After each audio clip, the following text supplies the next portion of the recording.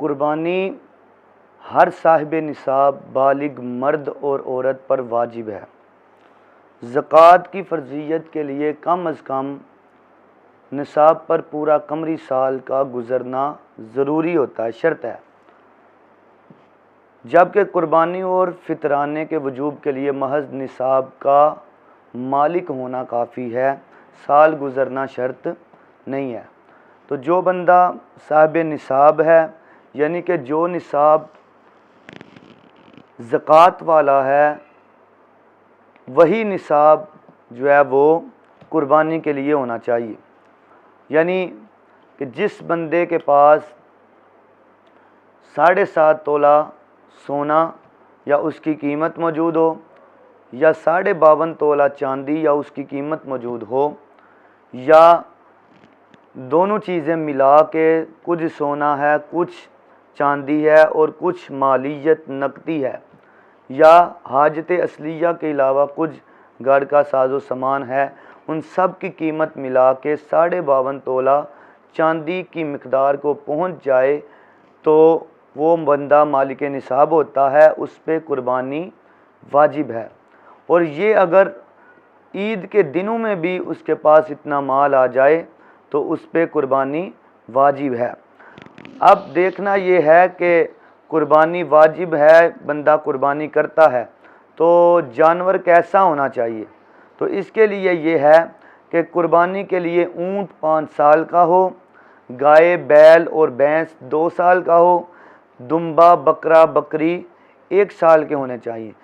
اس سے کم عمر کے جانور کی قربانی جائز نہیں ہے۔ البتہ بیڑ اور دمبا جو ہے اتنے فربا ہوں کہ دیکھنے میں 1 سال کے نظر آئیں تو وہ 6 مہینہ کا بھی ہو تو اس کی قربانی جائز ہے۔ قربانی کے جانوروں کی عمر پورا ہونے کی ظاہری جو علامت ہے وہ یہ ہے کہ ان کے سامنے کے 2 دانت اترے ہوں، جسے ہم پنجابی میں دوندا کہتے ہیں۔ لہذا کھیرا جانور جو ہے اس کی قربانی جائز نہیں ہے۔ ہاں، اگر جانور گھر کا ہے، آپ کی آنکھوں کے سامنے پلا ہوا ہے، یا ہمسایوں میں کسی کے پاس ہے، آپ کو پتہ ہے کہ اس کی عمر پوری ہو چکی ہے، تو وہ دوندا نہ بھی ہو، 2 دانتا نہ بھی ہو تو اس کی قربانی جائز ہے۔ لیکن جو کاروباری لوگ ہوتے ہیں، جو منڈی وغیرہ میں یا جو جانوروں کی خرید و فروخت کرنے والے ہیں، کاروباری لوگوں کے اوپر اعتبار نہیں کرنا چاہیے۔ ان سے اگر جانور لینا ہے تو پھر اس کے دانت دیکھ کے جانور لینا چاہیے، دانتوں کے بغیر جانور نہیں خریدنا چاہیے۔ ایسے قربانی کا پتہ نہیں چلے گا کہ اس کی عمر پوری ہے یا نہیں پوری۔ قربانی کا جانور جو ہے وہ تمام عیوب فاحشہ سے سلامت ہونا چاہیے۔ اس سلسلے میں فقہائے کرام نے یہ ضابطہ بیان کیا ہے کہ ہر وہ عیب جو کسی منفیت کو بالکل زائل کر دے یا جمال کو بالکل ضائع کر دے، اس کی وجہ سے قربانی جائز نہیں ہے، اور جو عیب اس سے کم درجے کا ہو، اس کی وجہ سے قربانی ممنوع نہیں ہوتی۔ اس کے لیے فقہا نے جو لکھا ہے اس میں یہ ہے کہ جو جانور اندھا یا کانا ہو یا لنگڑا ہو یا بہت زیادہ بیمار اور لاغر ہو، یا جس کا کوئی کان دم یا چکی وغیرہ 1/3 سے زیادہ کٹے ہوئے ہوں، یا پیدائشی کان نہ ہو، یا ناک کٹی ہو، یا دانت نہ ہوں، یا بکری کا 1 تھن یا گائے بھینس کے 2 تھن خشک ہوں، ان سب جانوروں کی قربانی جائز نہیں ہے۔ جس جانور کے پیدائشی سینگ نہ ہوں یا سینگ اوپر سے ٹوٹا ہے، کان چکی یا دم 1/3 یا اس سے کم کٹے ہوں تو ایسے جانوروں کی قربانی جائز ہے۔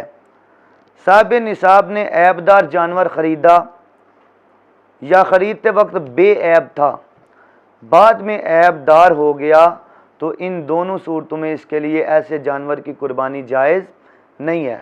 دوسرا، بے عیب جانور خریدے اور قربانی کرے۔ اگر خدا نخواستہ ایسا شخص صاحب نصاب نہیں ہے تو دونوں صورتوں میں اس جانور کی قربانی کر سکتا ہے۔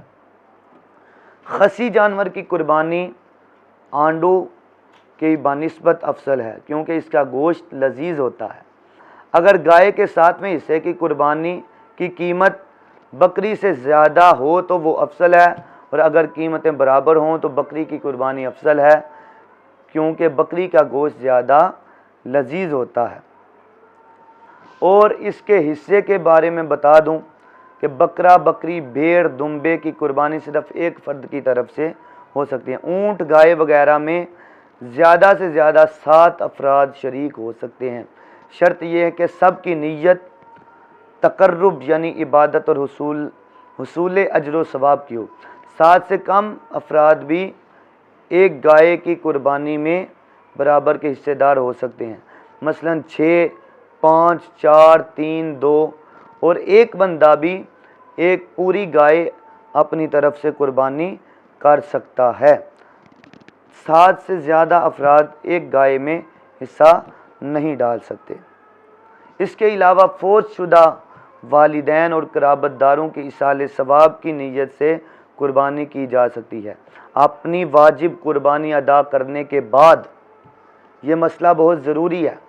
آج کل کچھ لوگ ایسے کرتے ہیں کہ چلو والدین فوت ہو گئے ہیں، یا بہن یا بھائی یا کوئی اولاد میں سے کوئی فوت ہو چکا ہے، تو لوگ کیا کرتے ہیں کہ اس کی ایصال ثواب کے لیے قربانی کر دیتے ہیں، اپنی واجب قربانی کو چھوڑ دیتے ہیں۔ ایسے قربانی نہیں ہوگی۔